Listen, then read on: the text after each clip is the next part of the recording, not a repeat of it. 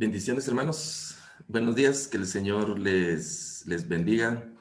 Eh, Esta mañana estoy muy agradecido con el Señor, el privilegio que Él me concede de estar nuevamente compartiendo la palabra del Señor con ustedes. Esta mañana voy a presentarles algunas imágenes de algo que el Señor ha estado poniendo en mi corazón, y he preparado una pequeña presentación que quiero que veamos a través de este devocional. Así es que un momentito para poder compartir aquí mi pantalla con ustedes, para poder platicar de una carta de amor, así he titulado este devocional, una carta de amor escrita en el corazón o escrita en nuestros corazones. Hay un pasaje de la Biblia que está en Deuteronomio capítulo 6, donde están diferentes mandamientos para el pueblo del Señor, pero hay uno en particular donde dice: y amarás al Señor tu Dios de todo tu corazón y de toda tu alma y con todas tus fuerzas, que es Deuteronomio 6:5.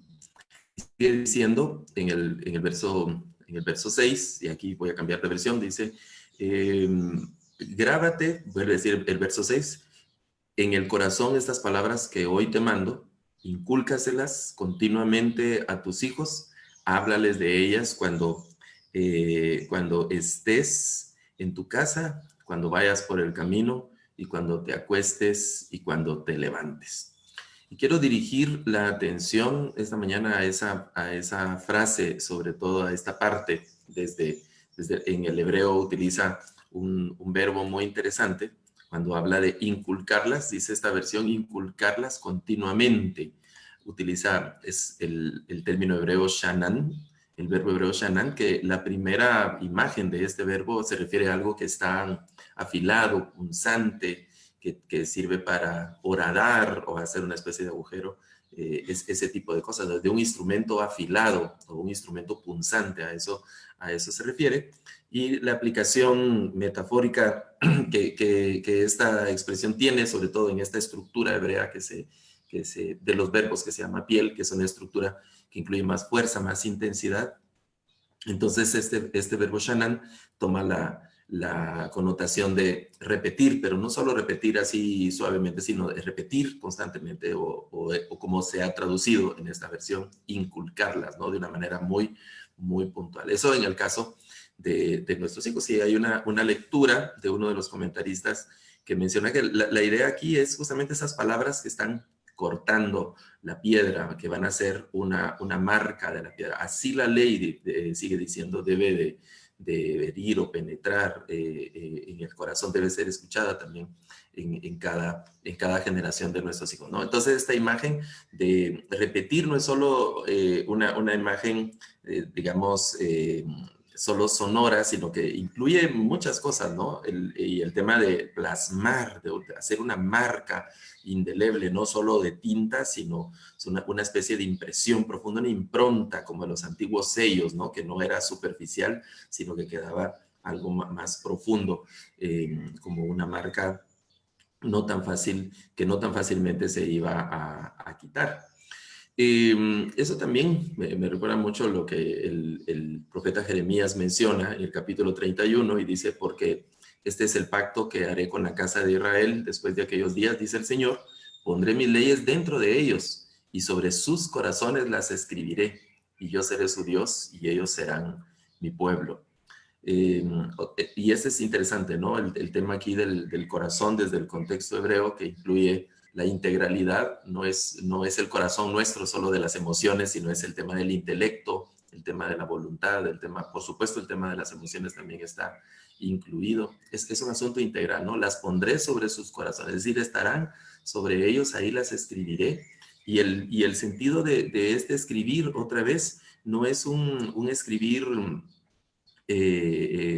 solamente superficial, sino es algo muy profundo, es algo que queda como una marca muy interesante. Las escribiré sobre sus corazones, sigue diciendo. Y aquí, otra vez, el verbo hebreo que se utiliza es el verbo katab, que significa escribir, pero que también significa grabar, en el sentido de hacer una marca, que, digamos, como tomar un punzón y hacer una raya, digamos así, profunda, que va rompiendo la superficie o la textura donde se está quedando. Recordemos que los primeros intentos de escritura no fueron con tinta sobre una superficie, sino fueron una especie de punzón y grabados, incluso algunos con un golpe de un pequeño martillo, en algunas cosas hacer una marca sobre superficies duras, que quedaba una marca muy, muy profunda en relación a eso, ¿no? Otro pasaje de la Escritura que menciona, y aquí empezamos a ver algunas crisis, ¿no? En Jeremías capítulo 17, verso 1 dice, el pecado de Judá está grabado con cincel de hierro y con punta de diamante, está esculpido en la tabla de su corazón y en los cuernos de sus altares. Y es interesante porque ahora donde el Señor quiere escribir o donde el Señor va a escribir sus leyes, hay algo previamente grabado en nuestros corazones y es esa naturaleza humana, pecaminosa, caída, que tiende generalmente hacia lo malo y que debe ser renovada, ¿no? Entonces, hay un conflicto porque se convertiría nuestro corazón en una especie de palimpsesto. ¿Se recuerdan de esos manuscritos griegos que tenían un escrito antes y luego se borraban, se raspaban para volver a escribir algo? El Señor quiere escribir sus leyes en nuestros corazones, quiere poner su voluntad en nuestros corazones, pero en nuestros corazones hay algo grabado previamente, ¿no? Y es esa carga de la naturaleza pecaminosa que portamos, es ese hombre viejo, dice Efesios, ese hombre viejo que está viciado, ¿no? Que ha marcado también en su corazón. Y el profeta dice, el pecado de Judá, del pueblo del Señor, está grabado también en el corazón. Entonces, ¿qué va a ocurrir? Y aquí se vuelve a usar el verbo katab, que es el verbo escribir o grabar, y se van haciendo la relación ahí por el tema de este. Y también se usa el verbo harash, que es el verbo grabar, o el verbo arar. Esa es la imagen. Está en la segunda frase donde dice, está esculpido en la tabla de su corazón. Utiliza el profeta el verbo harash, que es como las marcas que va dejando un arado en el terreno. Así está el corazón del hombre grabado con el pecado, ¿no? Las costumbres, los hábitos, una serie de cosas terribles que van marcando nuestras conductas, nuestras formas de pensamiento, nuestras decisiones, y a veces nos afligimos porque no podemos salir de ciertas cosas. Pues sí, porque eso está como una marca permanente ahí en el corazón del ser humano. Y la exhortación del profeta al pueblo del Señor es en Ezequiel capítulo 18, verso 31, dice, arrojen lejos de ustedes todas estas rebeldías que han cometido contra mí y háganse de un corazón nuevo y un espíritu nuevo. ¿Por qué queréis morir, casa de Israel? Pregunta el profeta. Y aquí hay el desafío que lanza el Señor es háganse un corazón nuevo, consíganse un corazón nuevo y consíganse un espíritu nuevo, una vida nueva, un ser nuevo. Y pregunta morir. Pero la pregunta que yo lanzo acá es, ¿cómo podemos hacer nosotros para conseguir un corazón nuevo? ¿Dónde venden un corazón de repuesto? Como aquella antigua canción que escuchaba yo de niño de Pinocho y que el hada milagrosa le puso un corazón ahí de fantasía y Pinocho sonriendo despertó. No nos van a poner a nosotros un corazón de fantasía made in China, no nos van a poner un corazón ahí de repuesto. Ese cambio no lo podemos hacer, no tenemos dónde conseguirlo, ¿no? ¿Cómo podemos hacer nosotros mismos para conseguirnos ese corazón? Hay una exclamación dramática que hace el salmista en el Salmo 51 y le pide al Señor, y a mí me gusta mucho esta frase, crea en mí, oh Dios, un corazón limpio y renueva un espíritu recto dentro de mí. Y el primer verbo en este salmo es un verbo poderoso porque el salmista utiliza el verbo bara, que es el mismo verbo de Génesis 1:1, cuando en el principio dice Bereshit bara Elohim, ese bara, de ese crear de Dios, ¿no? De ese crear de la nada, de hacer absolutamente algo nuevo que no existía, que no tiene un precedente, que no tiene elementos que sirvan como una especie de materia prima o algo, no. Solo surge del poder y de la soberanía de Dios, ese poder impresionante para hacer elementos que no han existido. La ciencia discute mucho el tema del origen del universo y una serie de cosas.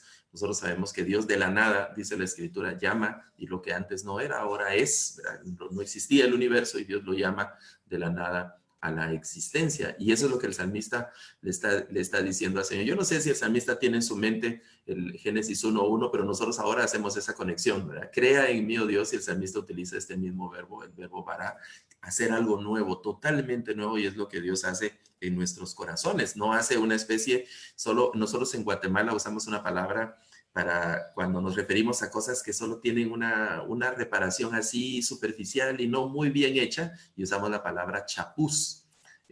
Dios no hace chapuces, y cuando alguien es, por ejemplo, un carpintero que medio arregla los muebles o un mecánico que medio arregla los vehículos, le decimos que es un chapucero, ¿verdad? Porque no medio hace las cosas, pero no las hace bien. Dios no es un chapucero. Dios no hace las cosas a medias, Dios hace las cosas perfectas, Dios hace las cosas bien. Y cuando el salmista se lanza a las manos del Señor diciéndole, crea en mí, oh Dios, un limpio corazón, él sabe que su corazón lo necesita, él se ve a sí mismo en ese Salmo 51, un salmo penitencial muy hermoso, también muy intenso, muy emotivo, muy dramático por las expresiones que tiene. Dice, no apartes de mí tu Santo Espíritu, no quites de mí tu Santo Espíritu. Y yo he pensado del salmista, que él era el rey, pero no le está diciendo al Señor, no quites de mí el reino, sino le dice, no quites de mí tu Santo Espíritu, sabiendo que los valores y los bienes espirituales son mejores que los bienes terrenales, ¿no? Nosotros a veces nos aferramos a las cosas materiales, aún a costa de las cosas espirituales y de nuestra relación con Dios y de nuestro servicio en la obra del Señor. Pero el salmista le dice, no partes de mí tu Santo Espíritu, no quites de mí tu Santo Espíritu, al contrario, le pide al Señor que cree en él un corazón limpio.